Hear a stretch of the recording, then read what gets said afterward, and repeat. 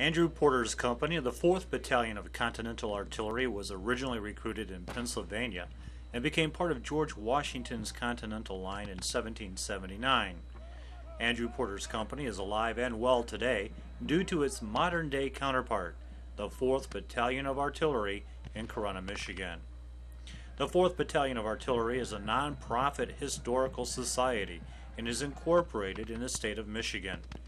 The society continues its original purpose to promote, stimulate, and cultivate interest in all matters pertaining to the American Revolution and is dedicated to recreation of the sights and sounds of the Revolutionary War period.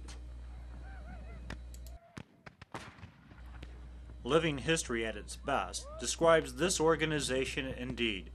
Over the years, the society has collected, preserved, and displayed period weaponry, and has told the story of the American Revolution through authentic dress and encampments. The noise and smoke that followed the discharge of the cannon will remind you of the courage of the men who fought in battle over 200 years ago.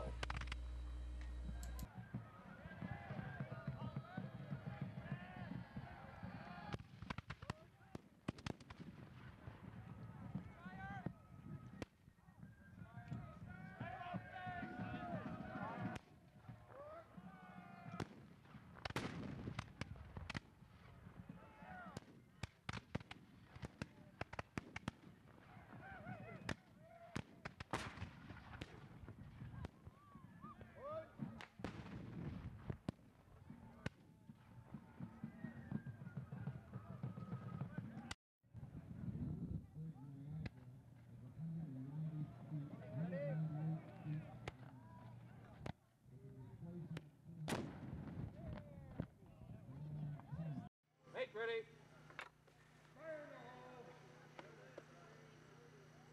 Give fire. Life was very difficult for soldiers during the Revolutionary War. Living conditions were harsh and many times food was scarce. The members of the 4th Battalion set up their encampments in the same manner their predecessors did. Living in tents and cooking over fires is what one will experience the men and women of the 4th Battalion doing as they reenact life of the Revolutionary period. The tents are made of canvas and units set theirs up to establish streets. At the end of each street you would find the largest tent called a marquee, where the unit commander resided. Other officers of a unit would have smaller marquees, sometimes sharing them depending upon their rank. The unit sergeant had his own tent, larger than those of the lower enlisted. The lower enlisted slept in wedge or bell tents with straw laid on the floor provided to sleep on. Officers slept on small beds that were easily assembled. Enlisted members carried their essential items with them. You would find in their haversack a mess kit consisting of a bowl, spoon, and knife, all made of wood. You would also find a mug, most likely made of pewter.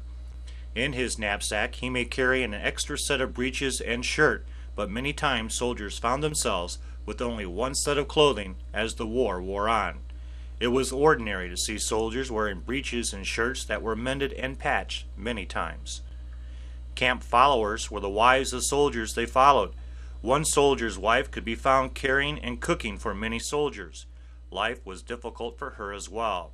If her husband was killed, she would be given a very short period of time to find a new husband in the unit or be forced to leave the camp. It was nothing to see a widow advertise that she could cook, sew, hunt, and ride a horse in her search for a new husband. The 4th Battalion is proud of its centerpiece, a bronze light 6-pound field gun. It is an exact replica cast from a British gun built in 1755 during the reign of King George II. The original was seized along with 58 others following a daring dawn raid on Fort Ticonderoga by colonial forces led by Ethan Allen and Benedict Arnold, giving America its first victory in the struggle for independence. Many of these guns were used by Washington's army to drive the British from Boston. The gun includes the crown and cipher of King George II.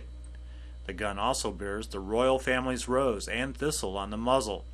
The caliber is 3.66 inches and is stamped gun number 4. The cannon weighs 1,800 pounds and can fire a 6-pound iron ball 1,200 to 1,400 yards maximum effective range.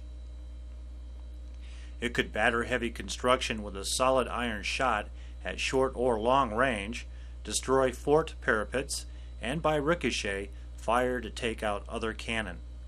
During the war, a crew of 12 artillerymen and 3 horses served the gun. It was considered a light field 6-pounder by the British, but was actually one of the heaviest field guns used in America. The British considered American roads to be hog trails in comparison to roadways in Europe. Larger guns would get bogged down in the muddy ruts of American roads, making it difficult, if not impossible, to travel with them. The 4th Battalion is always looking for new recruits. Unfortunately, the cost of uniforms and equipment are expensive and prevents many interested people from participating. One complete uniform can cost on the average $1,000. Like George Washington, we are appealing to others outside our organization to help us defray the expenses of uniforms, equipment, maintenance, and travel to events as we continue to promote, stimulate, and cultivate interest in all matters pertaining to the American Revolution. We are currently attempting to raise $25,000 over the next few months. The funds will be used in the following manner: $8,000 for a 24-foot enclosed trailer to transport and store our cannon, kitchen, and other equipment while keeping them out of inclement weather. $10,000 on new uniforms. $2,000 for travel expenses. $2,000 for powder.